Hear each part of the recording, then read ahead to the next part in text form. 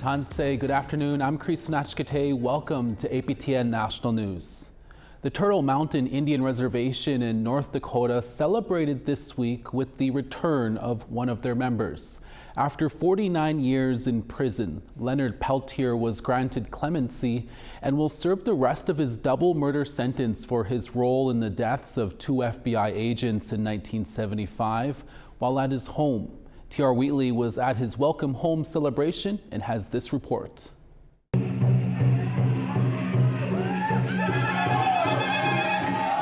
grand entry and honoring nearly 50 years in the making for one man, Leonard Peltier, a well-known member of the American Indian Movement, or AIM. Something I didn't do. Thousands of people from all over the U.S. and Canada came to the Skydancer Event Center on the Turtle Mountain Indian Reservation in North Dakota. Fabian Hurd traveled from Bemidji, Minnesota. Well, my older sister, she was an activist. I mean, I never did understand what AIM was about until I grew older. So that's what brought me here today, welcoming Leonard home. Even Terry Nelson from Rosal River in southern Manitoba, an AIM activist, made the trip. Happy that he's going to end up at some point in a Sundance, which is going to, that's the spirituality of our people is still there. For Jer Peltier, it was a chance to meet his great uncle for the first time. This is really important for the community, but on an international level, on an international indigenous political level, this is, a really big deal. This is, again, something that has been advocated for so long by so many people. Peltier had hundreds of cameras on him all day long, from media to regular people and their cell phones to an entire documentary crew headed up by Jane Myers. And I think as Native people, the way that we were 30 years ago, 40 years ago, even 25 years ago, we didn't have this A game. And we didn't have filmmakers that were making films and that were behind the helm to tell our stories from our point of view. Myers' documentary called Free Leonard Peltier aired at the Sundance Film Festival. She plans to add his return home to the film. Myers says she's in talks with 4 major companies for distribution. Because of this, Peltier was not doing interviews with news networks. Peltier went to prison for killing 2 FBI agents in 1975 on the Pine Ridge Reservation in South Dakota. He and many others in Indian country maintain he was locked up based on false evidence. While he didn't get a pardon, he got clemency last month by outgoing U.S. President Joe Biden, with poor health cited as reasoning for him to serve out the remainder of his sentence on house arrest. During the homecoming, organizers reminded spectators all day long to give Peltier space for his immune system. Turtle Mountain Tribal Chairman Jamie Azure was amongst Peltier's support letters for clemency. Azure wasn't born yet when Peltier was sentenced. Leonard Peltier's name was almost a character in a book for most of my life until this leadership position. And now it's almost like bringing characters to life and really sitting down and saying it's a real person. And he really did go through these things. A figure that many here, including 17-year-old Kurt Fleury, only learned about in school. He's come to show support and wants to talk with his fellow tribal member. Ask him how it felt whenever he got sentenced and how those people made him feel. There are some, including the FBI, who believe Peltier shouldn't have been granted clemency, as well as those who believe he was complicit in the circumstances surrounding fellow AIM member Annie Mae Pictou-Aquash's murder, who say they can't support someone who condones violence on Indigenous women. But for those at his homecoming, they didn't let those concerns dampen their spirits.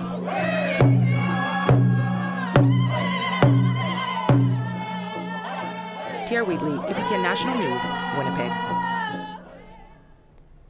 One day after Saskatchewan RCMP arrested a 15-year-old boy and an 18-year-old man in connection to the quadruple homicide in Carry the Kettle in the Coronation, the chief of CTK said they are organizing an upcoming band meeting to address the issue. Chief Scott Ashapi has requested the community to attend a band meeting on March 1st, where CTK leadership will discuss its housing policy, a drug bylaw, house parties, and the recent 4 deaths in the community. Chief Ashapi thanked all of his community members who provided information to the RCMP, saying he knows it was difficult for people to come forward when many in the community were scared for their safety and felt threatened. Chief Ashapi also thanked the RCMP for working around the clock and said that he appreciated the RCMP's home visits and calls that led to the charges. In a statement, Chief Ashapi added, "Our nation has suffered in the last 16 days not knowing if anyone would be caught for these horrible actions. We will let the justice system deal with the actions they brought upon themselves, and as a nation, we will hold our own band meeting to discuss our safety and take direction on what has to be done to ensure this never happens again." Chief Ashapi says the RCMP investigators will remain in CTK in the coming days to continue their investigation. An Indigenous organization's building in northeastern British Columbia was recently targeted with racist graffiti. Now, both BC's Indigenous Relations Minister and the City of Fort St. John are denouncing the vandalism. The racist graffiti was spray painted on the Treaty 8 Tribal Association office building in the City of Fort St. John last weekend. The graffiti depicts a number of swastikas and profanity that targets residential school children who never made it home. BC's Indigenous Relations Minister Christine Boyle said it's important to stand up against acts of hate and that Treaty 8 is, quote, a critical part of BC's work to advance reconciliation. The mayor of Fort St. John, Lilia Hansen, said the vandalism was unacceptable and said there is no place for hate in his city. The Jewish human rights group B'nai B'rith Canada also said that the incident is another stark reminder that the Nazi swastika represents the worst of society. Earlier this week at Saskatoon's Court of King's Bench, an Indigenous medicine man pleaded guilty to the same charges of sexual assault for a second time. CTV's Laura Woodward has more details. 63-year-old Cecil Wolf leaves Saskatoon's Court of King's Bench, pleading guilty to a dozen counts of sexual assault while working as a self-proclaimed medicine man. The victims in this case are Wolf's patients. They turned to him for traditional treatment. According to the agreed statement of facts, Wolf told his patients to wear skirts to their sessions. He would then inappropriately touch them. Court heard the women were afraid to speak out because of his status in the community. Wolf was considered a highly respected elder. He was employed by the Saskatoon Tribal Council and White Buffalo Youth Lodge to perform traditional rituals and ceremonies. The Crown says Wolf exploited and abused his position of trust and authority. He was first charged in 2021. He pleaded to the charges in 2022, but the guilty pleas were erased. A judge ruled that Wolf only made the pleas on the advice of his lawyer, and he didn't comprehend the consequences. This time around, the judge was meticulous to ensure Wolf understood what he was pleading guilty to and the jail time that would ensue. Quote, "I need to make sure that you're not doing this just to get it over with," Justice John Morrell said. In the end, the judge found the pleas to be valid. A sentencing hearing, which will include victim impact statements, is scheduled for March 26th. Laura Woodward, CTV News, Saskatoon. A number of Indigenous and Métis people have been recognized and honored in the country. That story when we come back.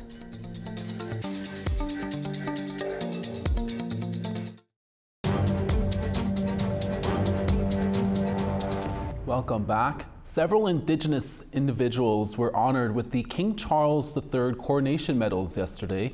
The award was given out by Governor General Mary Simon to recognize individuals who have made significant contributions to their communities. Simon awarded 52 medals at a ceremony at Rideau Hall in Ottawa yesterday. The award has 5 categories, including a reconciliation category. It recognizes contributions to improving the lives and advancing the rights of Indigenous peoples. 13 people were recognized under that category, including Anishinaabe author, commentator, and professor Nigon Sinclair, Manitoba Métis Federation President David Chartrand, and Inuk elder Aiga Adagutsiak. A total of 100 people will be recognized this year. Indigenous students that do not have the prerequisites to get into university are being offered another path to higher education. Concordia University in Montreal is offering an Indigenous bridging program. Following completion of it, students can then apply to certain undergraduate programs at Concordia, including in engineering, science, psychology, journalism, and commerce. Concordia is offering virtual information sessions for the program online. As well, it offers financial support, including bursaries. Out-of-province students can access the Canada Scholar Awards, and both First Nations and Inuit students from communities in Quebec are eligible for tuition waivers. The university says students will be supported before and after completion of the program. We do have a coordinator that works with the student to identify where their needs are and what program they want to offer. And through that specialized one-on-one approach, we can really work with the students to transition into that specific program, such as journalism or engineering, the following year. And then after, once they get into the program, then we have the Otsahakta Student Center, which is an Indigenous Student Support Center for our students to provide that academic and cultural support that they will continue to have for the next 3 to 4 years. The arrowed sash is a symbol of Métis culture seen everywhere at the annual Festival de Voyageurs in Winnipeg. And as CTV's Michelle Gerwing reports, the story of the sash is now moving in a new direction, weaving together two different Indigenous cultures on opposite sides of the equator. So when a voyageur would get a contract, they would get a solid red sash, which was generally loomed in Europe. The evolution of the ceinture fléchée goes a little like this, from solid red to a multicolored Assumption sash for those who could afford it, to a Coventry sash. In the 1850s, they started making this pattern, which is really a copy of this other pattern, on looms in England, and now we had an affordable sash that was available to the masses. Today, the arrow sash is Miguel Villefort's business, a journey he unknowingly started in the early 2000s when the Métis storyteller and student was pining after an authentic wool sash to complete his voyageur regalia. I didn't think I could make a penny doing this. I just wanted like real sashes, because all you had was like polyester sashes, the only thing you could buy. He says historically most sashes were made in Europe and shipped to Canada. His sashes are imported here too.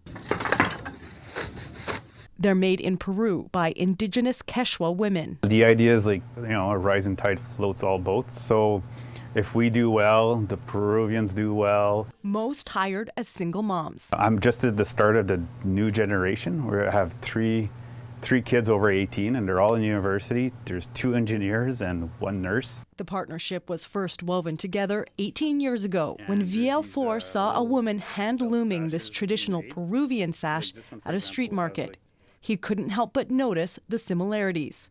Since then, he's learned there's much more linking the two cultures together. When I'm with those people, it just feels like you're with cousins. The same familiar feeling he gets when he sees people wearing a sash proudly over their winter coats at Festival de Voyageurs. You cannot look anywhere at the festival without seeing a sash. So I think it's just really cool. It creates a certain atmosphere that's hard to describe. Michelle Gerwing, CTV News, Winnipeg. On the ice in Boston, Canada shot back and sent a strong message at the Four Nations Championship as tensions remain high with our U.S. neighbors to the south regarding all that 51st state talk. Here's the celebration and the winning goal. The game was tied 2-2 heading into overtime, but Connor McDavid scored 9 minutes into OT, sealing the deal for Canada. With last night's victory, Canada has now solidified its spot as the best hockey nation in the world, with McDavid named Game MVP. Go Canada, go! We now want to tell you about this week's third web poll question.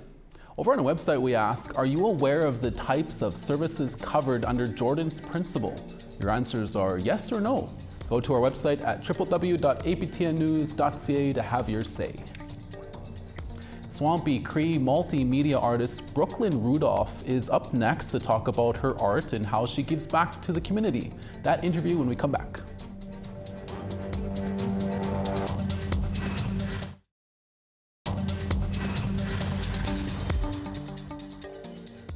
Starting on the east, St. John's -3, Charlottetown -4. Cartwright sunny and -9, Happy Valley Goose Bay same temperature. Gaspé -2, Saquoday -8. Ottawa -9, Peterborough -11. Wawa -9, Thunder Bay -13. Partly cloudy in Thompson at -13, The Paw -15. Dauphin -13, Gimli -15. Yorkton -11, Swift Current -6. Meadow Lake -9, Larange, Sun and -15. Peace River 5, Fort McMurray -7. 4 in Red Deer, Medicine Hat 4. 5 in Penticton, Kamloops 6. Fort Nelson -10, Dees Lake -2.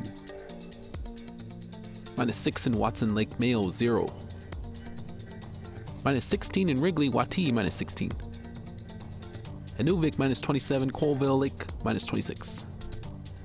Chesterfield -27, Baker Lake -27. And Iqaluit -16, and Glulik -25. Our next guest in studio is from the Pimachikamak Cree Nation in Manitoba. Swampy Cree mixed media artist Brooklyn Rudolph has been creating beautiful works of art for a number of years. They include paintings, mini decorative teepees, purses, ribbon skirts, medicine bags, and much more. Rudolph gifts a lot of her artwork to local shelters, and she advocates for Indigenous communities. She is also a certified veterinary assistant and certified healthcare aide, and has a passion to help people, animals, and the environment. Brooklyn Rudolph recently spoke to us in our Winnipeg studio. Here's that interview. Brooklyn, thank you so much for being here. Really appreciate you coming down to the studio. First, start us off with a first question. How did you get into art and what got you interested in it? Yeah, so I started creating Indigenous art when I was 17 years old. I was so blessed to have been introduced to it by a teacher of mine, and since then, I'm 26 years old today and I've been creating it for almost 10 years, and I just found a huge passion for using that to give back to the community in a meaningful way. Right on. And can you talk about some of the ideas? Like, where do you get these ideas to come up with, I'm going to put my art on this item, and on this item? There's so many different varieties of different items you use. Yeah, absolutely. So I got a lot of my inspiration growing up from very powerful women throughout my life. I had a huge passion for creating teepees. That was one of my first Indigenous art pieces I was able to create, was a teepee. It represented home, community for me, and as I got older and I listened to knowledge keepers share the importance of these teepees and how they were connected to Indigenous women and women empowerment, that was a huge passion of mine. And also, the teachings that I learned from knowledge keepers and elders, and the environment and nature as well, just continuously inspired through everything around me. Right on. And you also find ways to give back in the community. Can you talk a little bit about that? Yeah, absolutely. So when I was a young girl, I know this wasn't something that was just unique to me, but many Indigenous peoples have experienced poverty and homelessness. And myself and my family going through that, it was out of the kindness of people's hearts that really uplifted me and my family in times of need. And I grew up and really wanted to continue that and give back to others, and I donated my art to shelters and nonprofit organizations, and I'm very proud of that. Do you have any big future projects coming up? So right now I'm actually creating jingle dresses, healing dresses that will be donated to a family violence prevention shelter for Indigenous women and girls on their journey to healing and recovery. So I'm very proud of that one. Awesome. And you're also very busy with your education. It looks like there's a lot of things going on there. Can you talk a little bit about that? Yeah, so I'm very proud to say that I've come from, my grandparents were residential school survivors, so they never, had the opportunities to further their education and, be celebrated for that. And, I'm proud to say I'm 26 and I graduated 5 times. I've graduated high school and college as a medical assistant, a vet assistant, a healthcare aide, and university studying Indigenous environmental leadership. So, it's not just for me, it's for our community and, for my grandparents that never had those opportunities. And for Indigenous youth watching this right now at home, what is your message to them who are, they have big dreams, but they don't know where to start? Yeah, so I would say, follow your dreams. Don't let anyone ever try and stop you. I believe in you. I've come from a very challenging upbringing, but I never let that, stand in my way. And, I believe that Indigenous youth have so much strength and so much power within them. Follow your dreams, and, your creativities and gifts deserve to be shared with the world. Awesome. And finally, Brooklyn, who is your main inspiration in life? Oh, that's a tough one. I would say I'm continuously inspired by so many people. Our community, I'm so inspired by them and the strength and resilience that us as Indigenous people have carried throughout so many generations. And yeah, like that's a tough question. I'm so inspired by everyone I've met. You know, they've offered some inspiration for me. Awesome. Well, Brooklyn, Rudolph, we'll have to leave it there. Thank you so much for your time today. Thank you so much for having me. I really appreciate it. Thank you. For I Love to Read Month, APTN is taking you to the roots of Indigenous languages. Each weekday, a knowledge carrier brings you a phrase of the day for our mother tongue teachings. Today also marks International Mother Language Day. On this day, Robert Kavituk shares words of advice to those wanting to learn your mother tongue.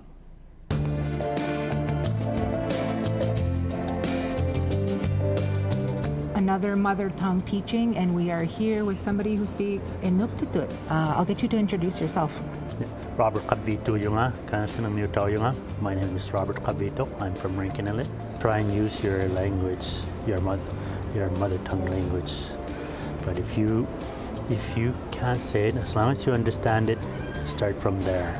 That's how I was. Like when I was growing up, I was losing my language when I was in school because we only spoke in English. Okaw sivut atuin nakasukat taglabu. Okaw sivut atuin nakasukat taglabu. Let's try and use our language. So you use it's almost like throat singing. So that's what I try to teach people that want to learn our language.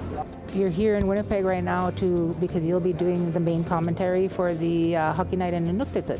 Tell me a little bit about how you feel about that.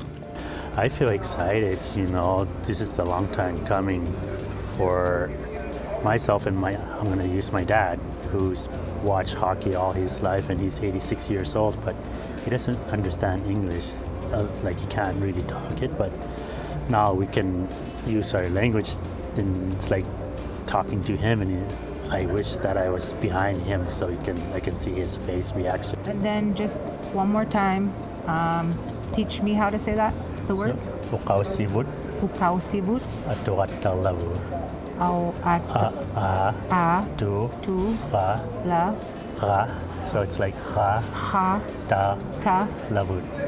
So we use our throat a lot, right, when we're speaking. It's been an honor to learn a little bit about your language from you today. Thank you. Thank you. Kuyanamik. Thank you, Robert, as well as to all of our Hockey Night in Canada language speakers. To hear other phrases, check out our website at aptnnews.ca/mother tongue teachings. And that's your daytime newscast for this Friday, February 21st. Dennis Ward is back in a few hours for your evening newscast. Please join us then. From our APTN National News daytime staff, thank you for watching, and we'll see you again next Monday. Ekse.